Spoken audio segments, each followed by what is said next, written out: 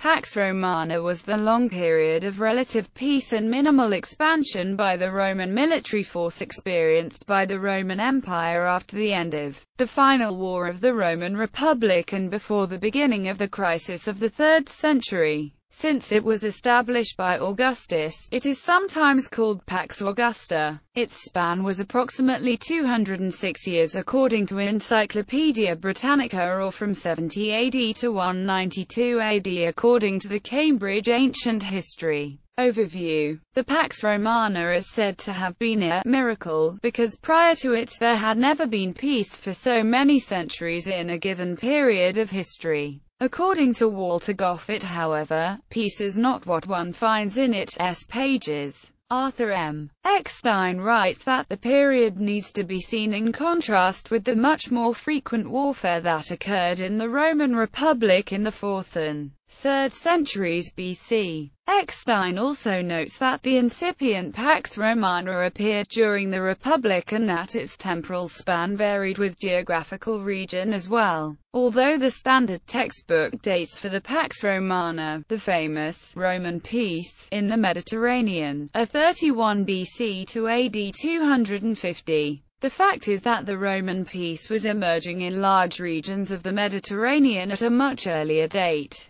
Sicily after 210 BC, Peninsular Italy after 200 BC, the Po Valley after 190 BC, most of Spain after 133 BC, North Africa after 100 BC, and, for ever longer stretches of time in the Greek East. The first historical record of the term Pax Romana appears to be in a writing of Seneca the Younger in 55 AD. The concept was highly influential, being theorized upon and attempted to be copied in subsequent ages. Arnaldo Momigliano noted that Pax Romana is a simple formula for propaganda, but a difficult subject for research. The Pax Romana started after Octavian defeated Mark Antony in the Battle of Actium on the 2nd of September 31 BC. He became princeps, or first citizen. Lacking a good precedent of successful one-man rule, Augustus created a junta of the greatest military magnates and stood as the frontman.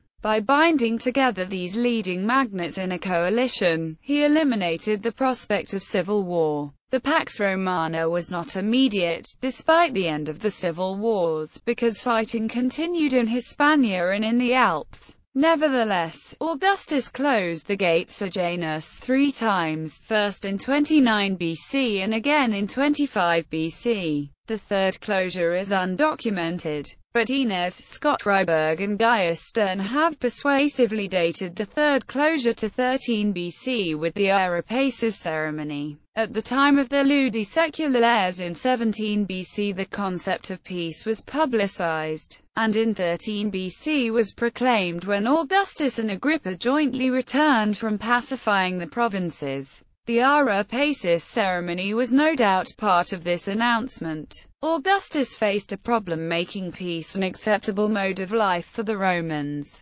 who had been at war with one power or another continuously for 200 years. Romans regarded peace not as an absence of war, but the rare situation that existed when all opponents had been beaten down and lost the ability to resist. Augustus' challenge was to persuade Romans that the prosperity they could achieve in the absence of warfare was better for the empire than the potential wealth and honor acquired when fighting a risky war. Augustus succeeded by means of skillful propaganda. Subsequent emperors followed his lead, sometimes producing lavish ceremonies to close the gate Sejanus, issuing coins with Pax on the reverse, and patronizing literature extolling the benefits of the Pax Romana. Similar terms, generic notion. Given the prominence of the concept of the Pax Romana, historians have coined variants of the term to describe systems of relative peace that have been established, attempted or argued to have existed.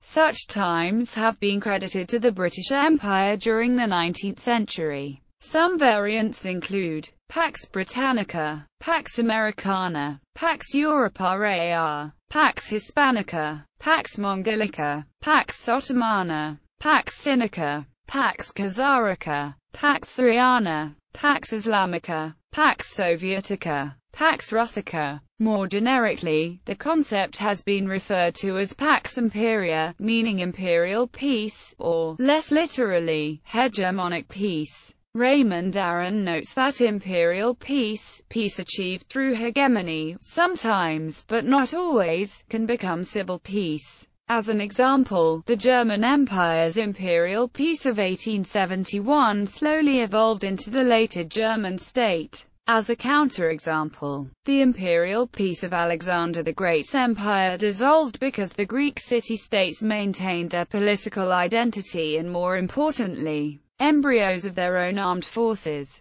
Aron notes that during the Pax Romana, the Jewish War was a reminder that the overlapping of the imperial institutions over the local ones did not erase them, and the overlap was a source of tension and flare-ups. Aron summarizes that, in other words, imperial peace becomes civil peace insofar as the memory of the previously independent political units are effaced, insofar as individuals within a pacified zone feel themselves less united to the traditional or local community and more to the conquering state. The concept of Pax Romana was highly influential, and attempted to be imitated in the Byzantine Empire as well as in the Christian West, where it morphed into the peace and truce of God. A theoretician of the imperial peace during the Middle Ages was Dante Alighieri. Dante's works on the topic were analyzed at the beginning of the 20th century by William Mitchell Ramsey in the book The Imperial Peace, An Ideal in European History. In fiction, Isaac Asimov's fictional Galactic Empire and Foundation series refer to Pax Trantorica and Pax Imperium. Pax Soprana is the sixth episode of the HBO original series The Sopranos. In Maggie,